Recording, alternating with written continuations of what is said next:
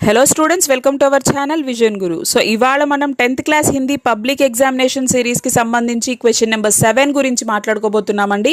So already 1 to 6 క్వశ్చన్స్కి సంబంధించినటువంటి bits నేను ఎగ్జాంపుల్స్తో సహా ఎక్స్ప్లెనేషన్ వీడియోస్ అనేవి మన వీడియోలో పోస్ట్ చేశాను.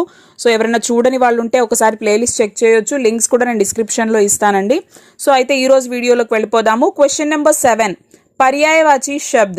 सो ఏంటి पर्यायवाची शब्द అంటే ఏంటి? जिन शब्दों के अर्थ में समानता होती है उन्हें पर्यायवाची शब्द या समानार्थी शब्द कहते हैं. సో ఏ వర్డ్స్లో అయితే సేమ్ మీనింగ్ ఉంటుందో అంటే ఒకే అర్థాన్ని ఇచ్చేటువంటి వేరు పదాలు అనమాట. వేరే పదాలు అంటే పదం వేరేగా ఉంటుంది, అర్థం మాత్రం ఒకటేలా ఉంటుంది అనమాట, సేమ్ ఉంటుంది. సో అలాంటి వర్డ్స్నే పర్యాయవాచి శబ్ద్ అంటాం మనము. చూడండి ఎగ్జాంపుల్కి చూసినట్లయితే చంద్ర, చంద్రన్న, చాంద్, చంద్రమా, శశి అన్నిటికీ చంద్రుడనే మీనింగ్. బట్ వర్డ్స్ చూడండి అన్నీ వేరువేరుగా కనిపిస్తున్నాయి మనకి.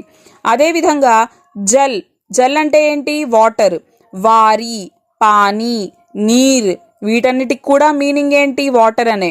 అదేవిధంగా నది, సరిత, తటిని, నిర్ఝరి. సో ఇలాగా ఒకటే అర్థాన్ని ఇచ్చేటువంటి వేరే పదాలనే పర్యాయవాచి శబ్ద్ అంటాం మనం. ఇక్కడ అర్థ ఏకీ హోతా హై లేకిన్ శబ్ద్ అలగ్ హోతే హై.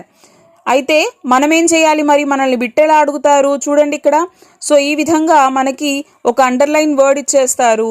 ఆ వర్డ్కి సేమ్ మీనింగ్ ఇచ్చేటువంటి వేరే పదం ఈ ఆప్షన్స్లో ఎక్కడుందో మనం వెతికి సో దాన్ని ఐడెంటిఫై చేసి ఆన్సర్ షీట్లో ప్రజెంట్ చేయాల్సి ఉంటుందన్నమాట.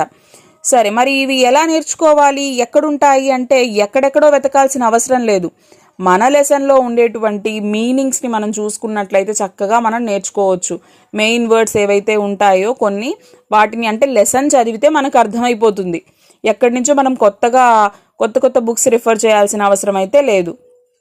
చూడండి, హమే బహుత్ మెహనత్ కర్నీ చాహియే. మెహనత్ అండర్లైన్ చేశారు. రేఖాంకిత్ శబ్ద్ కా పర్యాయ శబ్ద్ వికల్పో మే సే పహచాన్ కర్ లిఖియే. మెహనత్ అంటే ఏంటి? శ్రమ. మనం అంటే బాగా కష్టపడాలి, శ్రమించాలి అని. మెహనత్, శ్రమ్. ఆన్సర్ ఏంటి? శ్రమ్. నెక్స్ట్, तालीम एक महत्वपूर्ण कार्य है.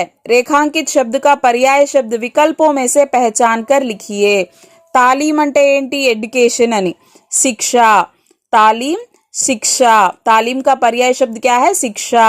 साथियों, अब इस वतन को तुम्हारे हवाले कर रहे हैं. వతన్ అండర్లైన్ చేసాము. వతన్ అంటే ఏంటి? కరెక్ట్, దేశము అని. అంటే దేశ్. వతన్ శబ్द का पर्याय शब्द क्या है? देश. मैं भोर का सारा समय गुल्ली डंडे खेलकर घर लौटा. भोर, भोर अंडरलाइन చేశారు. रेखांकित शब्द का पर्याय शब्द विकल्पों में से पहचान कर लिखिए. भोर, सवेरा, मॉर्निंग. रावण भूमंडल का स्वामी था. స్వామి అండర్లైన్ చేశారు. సో స్వామి అంటే ఏంటి ఇక్కడ? మాలిక్, యజమాని అని.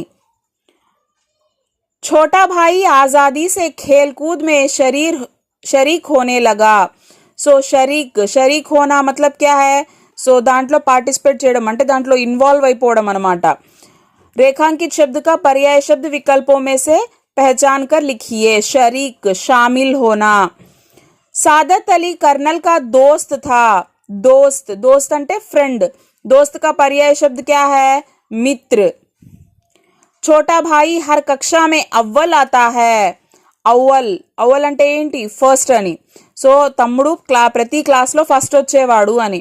रेखांकित शब्द का पर्याय शब्द विकल्पों में से पहचान कर लिखिए. అవ్వల్, అవ్వల్ అంటే ఏంటి? ప్రథమ్. ప్రథమ్ అన్నా అవ్వల్ అన్నా కూడా ఫస్ట్ అనమాట. मैं चट्टान पर प्रतीक्षा करूंगा. సో తతారా వామీరోలో చెప్తారు కదా, ఏంటి ఇక్కడ? తతారా చట్టాన్ పర్ ప్రతీక్ష కర్ రహా థా వామీరో కే లియే. ప్రతీక్ష కర్నా అంటే ఏంటి? వెయిట్ చేయడము అని. ప్రతీక్ష కా పర్యాయ శబ్ద్ క్యా హై? ఇంతజార్. ప్రతీక్ష అన్న వెయిట్ చేయడమే, ఇంతజార్ అన్నా కూడా వెయిట్ చేయడం, ఎదురు చూడడం అనమాట. सोना अज्ञानता का और जागना ज्ञान का प्रतीक है. रेखांकित शब्द का पर्याय शब्द विकल्पों में से पहचान कर लिखिए. प्रतीक, प्रतीक అంటే చిహ్న. సో ఈ విధంగా మనకి పర్యాయ శబ్ద అడగడం జరుగుతుంది. సో ఫస్ట్ సెంటెన్స్ మీనింగ్ తెలుసుకొని ఆ వర్డ్ మీనింగ్ తెలుసుకుంటే చాలన్నమాట. సో అదే మీనింగ్ ఇచ్చేటువంటి పదం ఏముంది అని మనం ఇక్కడ ఆప్షన్స్లో చూసేసి చక్కగా రాసేయొచ్చు. సో ఇది పర్యాయ శబ్ద అనమాట. ఐ హోప్ మీ అందరికీ అర్థమైంది అనుకుంటున్నాను. క్వశ్చన్ నెంబర్ 7 పర్యాయవాచి శబ్ద. దీనికి సంబంధించి మీకు ఏమన్నా డౌట్స్ ఉన్నట్లయితే నా కామెంట్ సెషన్లో తెలియజేయండి. ఇంకొక వీడియోలో మనము నెక్స్ట్ క్వశ్చన్కి సంబంధించిన ఎక్స్ప్లెనేషన్లో కలుద్దాం. Thank you.